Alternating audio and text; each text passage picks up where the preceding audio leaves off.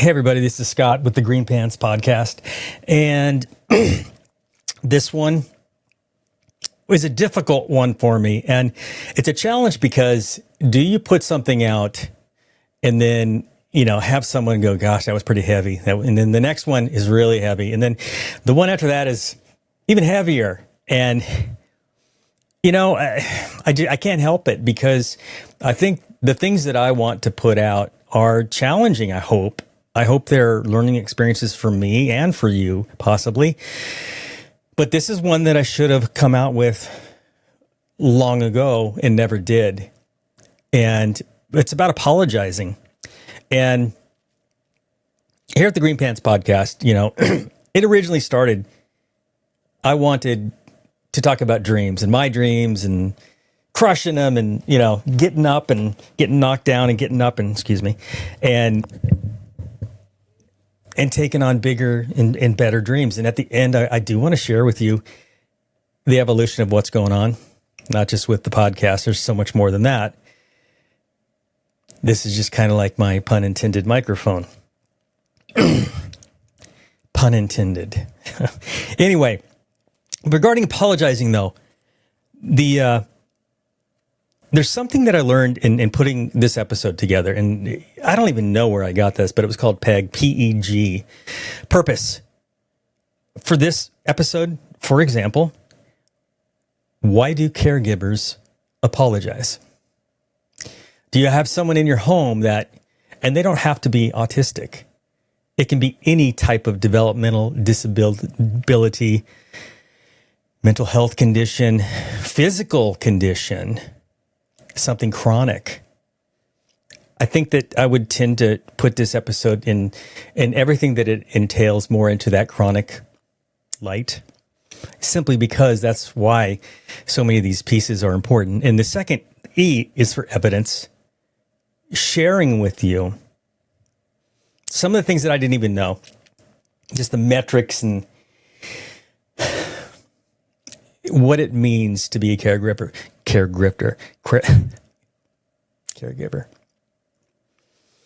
And this, all I can think about is how some people, for example, what I've experienced in the autism world is, people that have come at me because I presented autism in a certain way.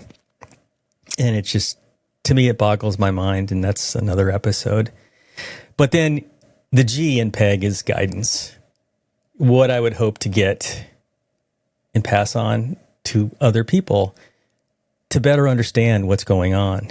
Because Teresa and I would be, I think, the first people to tell you that we're not living in a pity party. And I kind of always had this kind of perspective that, you can always look at someone and think, oh my gosh, they got it so much better than me. Everybody's guilty of that, I'm sure.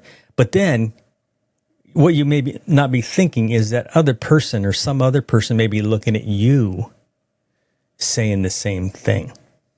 Gosh, Scott is so lucky, or Teresa's so blessed. And, so it's all relative.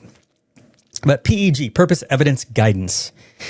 And I wanted to start out with some metrics. 17.4% of people in our country have a special need of some type. Approaching 1 in 5 people. I don't know what that may have been. I'm sorry, my screen is flashing. I'm not sure why it's doing that. I don't know if I'm doing something wrong or what, but I guess we're just going to roll with it. But still, 1 in 20. Almost. What was it 10 years ago? What was it 50 years ago? I don't know. I mean, you can look at other things like diagnoses and better tests and things like that. For example, there were certain periods of time where autism just skyrocketed. It has in general, but there's certain years where it went up even more staggeringly. And, some folks will look at more awareness, better tests, better diagnostics, things like that. Even the way that clinicians diagnose. But that to me was a really important number. 17.4%. 3.5% of children have autism. And as an annotation here, these numbers, they aren't to normalize. They aren't. These numbers normalize how common public caregiving moments actually are. I wrote that. And have you ever written something and you're not sure what you meant by it when after you read it? Well, let me read that again. The 17.4% and the 3.5%. These numbers normalize how common public caregiving moments actually are. Because that's what we're talking about. That's what I'm talking about right now is caregivers. But there are two things that are real important. There's apology reflex and courtesy stigma. Have you ever heard of that before? I really hadn't. And a third piece of that is the impact. There's some good stuff here. And I did some research, and what courtesy stigma stands for is stigma experienced by individuals associated with someone who is stigmatized. Parents of children with disabilities often anticipate judgment in public spaces and internalize blame. So apologies are not admissions of wrongdoing. They are social shields. Absolutely. I think the times, especially as Austin got older and more bold, everybody who knows Austin, for example, knows that he's a talker. And there would be moments where Teresa and I both would say to Austin, hey, we're going in here. We don't want to talk to anybody. It could be McDonald's. It could be a grocery store. It could be a movie. Austin, I don't want to talk to anybody. I really don't want to talk to anybody because I know what's going to happen. I know how it goes. And or another example is even at home. This isn't quite analogous to what I'm talking about here, but Austin will be on the phone and he'll be FaceTiming with someone that Teresa and I don't know, and he'll just stick it in our face. And I'm not really apologizing, but I'm like, that's kind of a pet peeve, but I digress. And you see, the thing about it is what's so easy to see though are meltdowns. Meltdowns as a rule are not just some behavior, not getting their way. Every child, even a child with developmental disabilities, can be spoiled. Absolutely. But a meltdown is communication under distress. Meltdowns are neurological responses to overloaded stress. They are not willful defiance or poor parenting. Yet, that's very common to get people in public. They don't even have to say anything. It's just a look. Just an eye looking at you because you can't control your kid or something like that. But for us, though, as Austin got older, though, it was really more along those lines, though, of just saying, hey, I want to control his dialogue. I want to control him. I want to control him because I know he's going to say something silly. He's going to say something crazy. He's going to invite someone over. He's going to have someone come sit with us, which we've had that happen so many times. We don't always want that to happen, but it does. So, yeah, I've caught myself saying, I'm sorry. Hey, sorry, sorry we did this. Sorry, sorry, my son he's really assertive in this and that. I'm sorry. Gosh, now that I'm talking about this, it just kind of hits me because I'm talking about our son who's 31 who lives with us. That, for me and Teresa, that's our empty nest. And for many of you who do know Austin, he's an amazing human being, without a doubt. But what about the impact on caregivers? Because you see, this subset of the autism community, for example, these militant autistic people who don't like me because of the way I present autism, but because of the way I made a movie or wrote a book.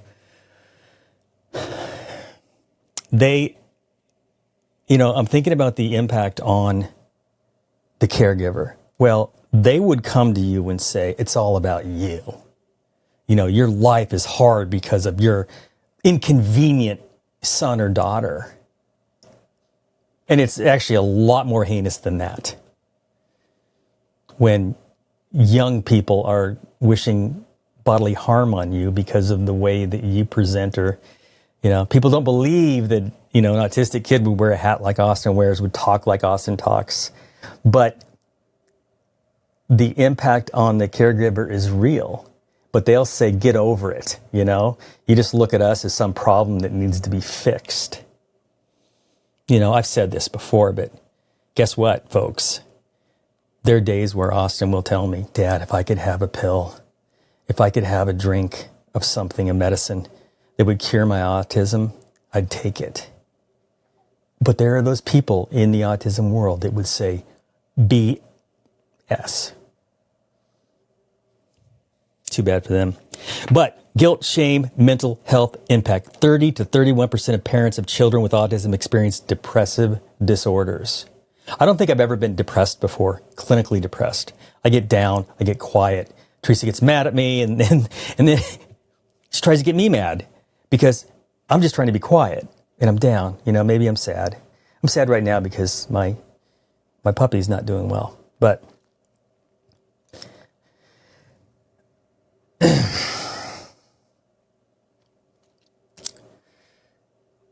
financial hardship is nearly twice as common in families raising children with disabilities. I don't even want to go down this road because we've been dealing with special needs from a very, very early point in our relationship. And Teresa and I have been together going on 32 years, I think it is. Yeah. Going on 32 years, which is kind of cool. But and you know what's actually really wild? I'll get out of the car with Austin, and Teresa and Austin both have handicap placards. They actually just got permanent ones just a month or two ago. But I can't tell you how many times where either me and Austin would park, because Austin, when he walks for a long period of time, he limps anyway. If you look at Austin, he's got one leg that's historically, I don't know if it's still, but it's always been about 2 inches different than his other leg. I don't know which one's longer, but one of them's longer than the other. And he limps. And when he walks for a long period of time, it hurts. And he has microfractures in his lower legs all the time. He has a broken foot right now as we speak. Same with Teresa. They've both broken so many bones, it's ridiculous. But I can't tell you the times where people would look at us getting out of our car in a handicapped spot and either saying something, or this is the one that kills me, people writing a note and leaving it underneath your windshield wiper. That was the last time someone did that, and it was a few months ago. Shame on you for parking in this spot. I know that's not me apologizing, but we have so much work to do with mental health, special needs. Caregiver burnout is not weakness, it's cumulative emotional load. Oh, sorry about that. Now, I wrote a core takeaway on this part of it. You do not owe the world an apology for your child's neurology. You owe your child presence, protection, and grace. Amen. There were too many pieces of scripture to talk about grace. If you don't know what grace is, such a beautiful thing. It's not deserved. It's not earned. It's not something you ask for. It's not something you can buy, but it's absolute. And you get it from your maker. And for me, is God. That's a beautiful thing. I think that for that person that you're the caregiver for, if you can give them and show them grace in all that you do, to me, that's just paramount. Now, there's a couple points here. One's called, you ever heard of invisible labor? See, this is a topic. This whole episode is a topic on, it's something that I've always known about, apologizing, for someone, I'm apologizing for my son, but I've never thought there was so much complexity to it and so much information. Like invisible labor. Do you know what invisible labor is? Constant cognitive, emotional, and logistical work on caregivers that perform. Because as a caregiver with someone in your life that needs possibly 24/7 care, it becomes your life or a very, very big part of your identity. It just does. And for us, so often when we go or we get invited places anymore, that we can obviously leave Austin home for a period of time now. Never overnight by himself, never. But the invisible labor is the thing that people don't see. And for me, for example, people will meet Austin and what they see is this delightful, amazing, crazy, kooky kid. And he's all those things. I've always said that he's got more love in his little pinky than any 10 people combined. Totally believe that. There are days where Teresa and I want to run away and be committed ourselves. Someone out there will get angry for me saying that. I'm making a joke, but whatevs. But invisible labor. Again, I'm not sharing any of this with you because I want you to say, wow, look at what you deal with and live with. Not at all. I love my life. I love my family. I love my boys. I love my daughter-in-law. I love my dog so much. Next to faith and family are my now 3 King Charles Cavalier Spaniels. It's kind of an obsession with us. We have one color to get, so we'll have all 4 colors. Number 2, advocacy fatigue. You can probably see where I'm going with this, and you can probably discern what that means. Repeatedly explain, defend, or justify things. Austin in public is talking. I got a note written down there. Number 3, load and stress. The load that you take on and the stress that you have because of your care. Your care for your care. It's non-stop. It's not momentary, overwhelming moments at all. Not at all. And this is really key. It's cumulative effect.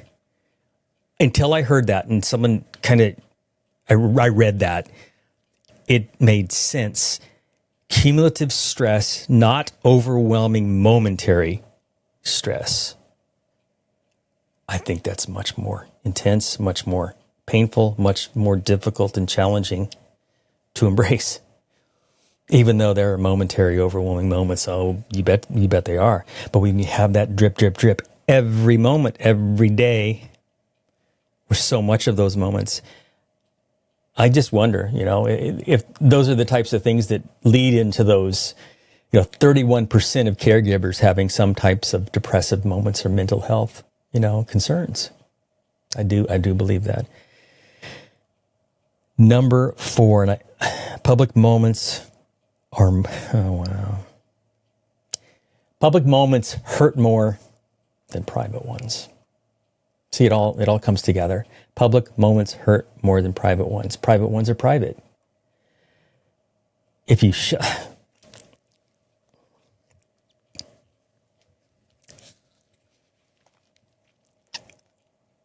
Austin, I don't even know when Austin and Logan got out of high school. Was it 29, 30, 13, 14 years ago? So 2012, 2014, I think Austin was 20. Anyway, I'll never forget it. I think Austin was a junior, maybe a senior. Teresa will correct me. She's always right. I'm always wrong. But I'll never forget this because, and I don't know why I'm remembering this as I'm talking about apologizing, but it popped into my brain, so I think there's a connection. And Austin's a pretty good bowler. He loves to bowl. He's in a league now, and he just does so well. They won their Wednesday night league, he and Taylor, his friend, who's also autistic. But it's not what makes them them.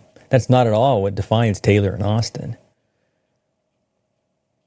But when he was in high school, I'll never forget it because I was sitting behind the chairs, not on the floor, the bowling area where they sit, the bowlers. And Austin came running back to me, and he had this big smile on his face. He was so happy. He said, "Oh my gosh, Dad, They said they'd be my friends. All I had to do is shut up. If I shut up, they'd be my friend.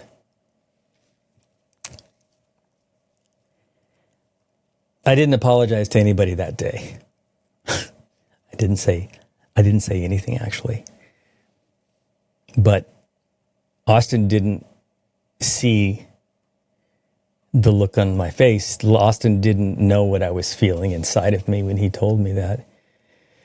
And maybe after almost 15 years, and it's still with me, it's still right there, that one moment. I think, maybe there are those moments in your life, good and bad, that can't go away, that won't go away. And for me, that was one. But the thing about it is that Austin truly, at that moment, he just talked about them and cared about, I want to be their friends. Not apologizing for that. He never does. I'm not going to apologize for that. So, yeah, this is one that's difficult. And, if you haven't subscribed or shared this with anybody or liked it, please do. I'm really trying to get this going. I'd like to know and hear about more things to talk about. I'm going to talk about Hollywood a lot because, boy, I've got some opinions on Hollywood, especially now that I've got an award-winning major motion picture. I've got an award-winning best-selling book. And, a little bit more detail of what's going on right now. I'm writing a 5-book series, fiction. And let's just say I have more than one of them done. But I'm so excited about this. Nonfiction, such as my book, my memoir, was one way. But there's so many guardrails to writing nonfiction. Like the truth. The truth. But with fiction, holy cow, I never really realized. I wish I would have realized this when I was a teenager. But fiction is just, it's so much fun. It's so crazy. I know there we go. But I can just make up the characters and the sequences, the arcs, and it's so much fun. I can't wait to share. My agent has some of the material right now, and I have so much hope for that. I never realized how much I'm just thrilled to be writing fiction and creating something that I think is going to be so much more than Unbreakable Boy was. Don't get me wrong, I love Unbreakable Boy. I'm very pleased and happy with, my book and movie and everything like that. But I think where we're going, and here I am at my age, I think I'm really finally finding my niche all these years, But here's what's crazy. I have no idea how long I've been talking, and that's what I've been doing.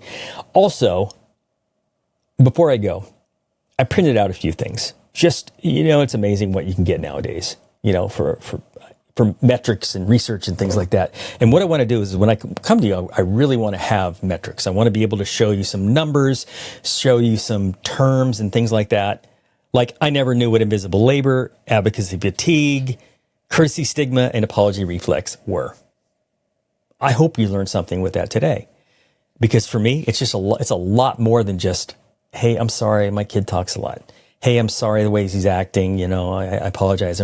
We're making your meal, not as calming and quiet as you probably wanted. I'm sorry, I apologize. But anyway, I'm having fun with this, the podcast.